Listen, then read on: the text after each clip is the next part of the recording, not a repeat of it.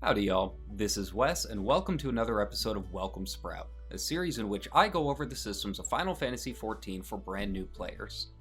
This episode is going to focus on one of the most important parts of the game, the combat. Even if you're coming from another MMO, Final Fantasy does things a little differently in ways that can be difficult to understand at first, so let's go ahead and jump right in. Final Fantasy XIV is a traditional hotbar MMO. This means all of your player abilities are tied to a key or button on a hotbar that you will then press to activate. Every job has its own unique set of skills you will want to use with either a set order, called a rotation, or with priority based on what's going on in a fight. Pressing an ability will cause it to go on a cooldown, which means it cannot be used again for a set amount of time. There are two main types of abilities in Final Fantasy. Most abilities are on what is called a global cooldown, which means that using any one of these skills causes every other ability on the global cooldown to go on a timer. This means that each cycle of a cooldown, a player must choose what ability to use next. This choice is a core part of any job strategy. However, each job also has a set of abilities that are not on the global cooldown and instead have their own individual timers. These are called OGCDs, and they're usually important and powerful spells you will use while waiting for the other skills to come back up. If you read class guides that refer to weaving spells, this is what they are referring to. Using these OGCDs in those in-between moments of the regular global cooldown. If this sounds daunting, don't worry. Final Fantasy takes a long-term approach to teaching you these abilities on each class through its job and main story quests. In fact, one of the big criticisms of the game is that it does start incredibly slow. Like, incredibly slow. Early combat is usually known for pressing a button and then waiting a long time for the global cooldown to reset, and many classes really don't have a lot to press in any given fight for a while. However, this is very much on purpose. Some classes have very strict rotations to follow, and others become incredibly complex by the end game. It can be extremely hectic, even for veteran players, to use 2 full hotbars in a boss fight, so the game wants you to learn how best to approach your job slowly as you level. By the time you hit level 80, everything should be second nature to you. This is also true for the other major part of Final Fantasy combat, the fight mechanics themselves. Most mechanics in Final Fantasy's combat are noted by big markers on the ground or above players. Early on, you'll mostly be moving away from attacks that hit an area or tell you to group up with other players.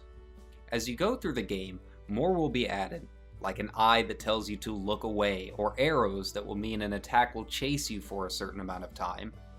These markers are visually distinct and will stay the same through the entire game, with much of the complexity of later bosses coming from multiple mechanics coming at once. The hardest boss fights often remove some of these markers entirely, requiring you to memorize the names on an enemy cast bar or how they were represented visually by an enemy. If you're coming from other MMOs, this is probably one of the harder adjustments to learn. Mechanics are tied to these displays, not to the enemy animations. This means if you are standing in a marker when it disappears, you will get hit, regardless of when the attack animation itself actually goes off.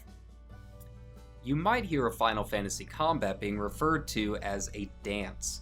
This is because many of the boss mechanics come in a set order at a set time in later fights. Much of the highest end combat comes from memorizing the move orders of bosses and working with your party to execute specific positions throughout a fight. This causes many of the highest tier fights to look like, well, a choreographed dance, with every player in a party given a specific role to fill as you move in tandem around a boss's arena. While this guide won't go into specifics of any given boss, you might notice a lot of colorful markers in my other videos, and these are set by a party leader to help guide players through the motions of a boss. Ultimately, there are too many mechanics to go over individually, and the best way to learn is to, well, jump in and play. However, don't be afraid to ask for help from other players if you are confused about a certain mechanic or don't understand what a certain marker means. Combat in Final Fantasy is not hard at the basic level, but it does take more and more awareness of your own abilities and what is going on in your surroundings as you progress. However, there are also a few other things in the settings you can do that will help you as you learn. One of the bigger ones is to turn down party effects in your character configuration. This means you won't see much from other players, allowing you to focus on just the boss abilities and where your healing puddles are. There are also several targeting options to play with, like automatically facing a boss when using an ability, or changing how pressing tab to target works. Each of these have different uses depending on your job, so take the time to play around and find the settings that work for you. The character configuration settings are robust and extremely powerful in allowing you to fit the game to your own style of play. While this guide can't cover everything, I hope this gave you a decent overview of the basics of combat in Final Fantasy. If you have any questions or things you wish you had known when starting, feel free to leave a comment below. Other than that, thank you for watching, and welcome to Eorzea.